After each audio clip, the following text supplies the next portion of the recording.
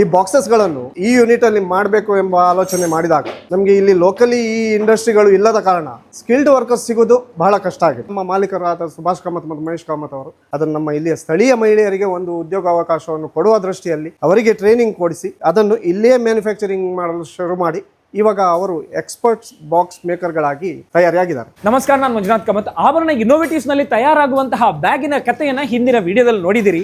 ಈಗ ಇಲ್ಲೇ ಈ ಚಿನ್ನವನ್ನ ಬಾಕ್ಸ್ ನಲ್ಲಿ ಹಾಕೊಡ್ತಾರಲ್ಲ, ಈ ಬಾಕ್ಸ್ ಗಳನ್ನು ಕೂಡ ಇಲ್ಲೇ ತಯಾರಿಸ್ತಾರೆ.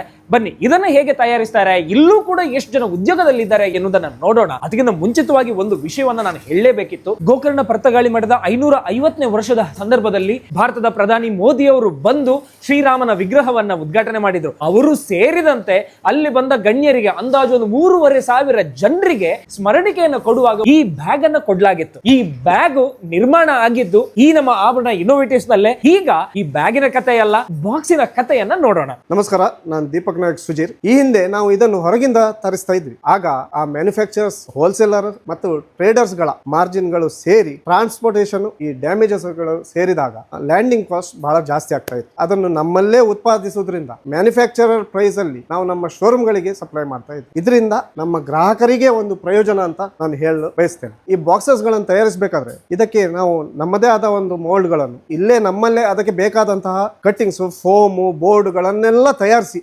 ಇದನ್ನು ಇಲ್ಲಿ ಅಸೆಂಬಲ್ ಮಾಡಿ ಫಿಕ್ಸ್ ಮಾಡಿ ಆರ್ನಮೆಂಟ್ಸ್ಗೆ ಬೇಕಾದಂತಹ ಬಾಕ್ಸಸ್ ಗಳನ್ನು ತಯಾರಿಸಿ ನಾವು ನಮ್ಮ ಗ್ರಾಹಕರಿಗೆ ತಲುಪಿಸ್ತಾ ಇದ್ದೆ. ಇದರಿಂದ ನಾವು ಸಾಧಿಸಿದ್ದು ಒಂದು, ಸ್ಥಳೀಯ ಮಹಿಳೆಯರಿಗೆ ಉದ್ಯೋಗ, ಎರಡನೇದಾಗಿ ಉತ್ಪಾದನೆ ವೆಚ್ಚವನ್ನು ಕಡಿಮೆ ಮಾಡಿಸಿ ಪ್ರಯೋಜನವನ್ನು ನಮ್ಮ ಗ್ರಾಹಕರಿಗೆ ಸಿಗುವ ಹಾಗೆ ಮಾಡಿರೋದು. ನನ್ನ ಹೆಸರು ಗೀತಾ ಅಂತ. ಫಸ್ಟ್ ಬಾಕ್ಸ್ ಮಾಡಿ ಆಮೇಲೆ ಕ್ಲೀನಿಂಗ್ ಆಗಿ ಆಮೇಲೆ ಪ್ರಿಂಟಿಂಗ್ ಹೋಗಿ ಫ್ಲಾಪ್ ಆಗಿ ಫೈನಲ್ ಫಿನಿಶಿಂಗ್ ಮಾಡ್ತಾ ಇದ್ದೇವೆ. ಇದು ಯಾರಿಗೆ ಏನು ಕೆಲಸನೇ ಗೊತ್ತಿರಲಿಲ್ಲ. ನಮ್ಮ ಸರ್ ಎಲ್ಲ ಹೇಳಿಕೊಟ್ಟು ನಾವು ಈ ಲೆವೆಲಿಗೆ ಇವತ್ತಿಗೆ ಬಂದಿದ್ದೇವೆ. ಇಲ್ಲಿ ತುಂಬ ಕಷ್ಟದಿಂದ ಜೀವನ ಮಾಡುವವರು ಇದ್ದಾರೆ. ಈ ಕೆಲಸವನ್ನು ನಂಬಿಕೊಂಡು ಎಲ್ಲ ಬಂದಿದ್ದಾರೆ.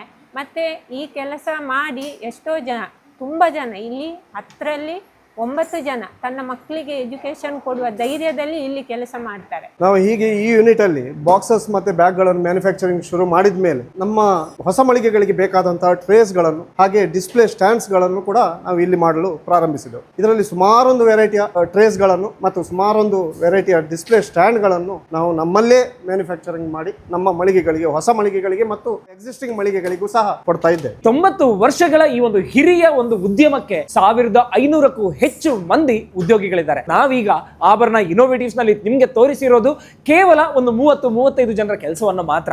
ಮುಂದೆ 1500 ಜನರ ಪರಿಚಯವನ್ನು ಕೂಡ ನಾವು ನಿಮ್ಗೆ ಮಾಡ್ತೀವಿ. ವಿವಿಧ ಉದ್ಯೋಗ, ವಿವಿಧ ಅನುಭವಗಳ ಜೊತೆಗೆ.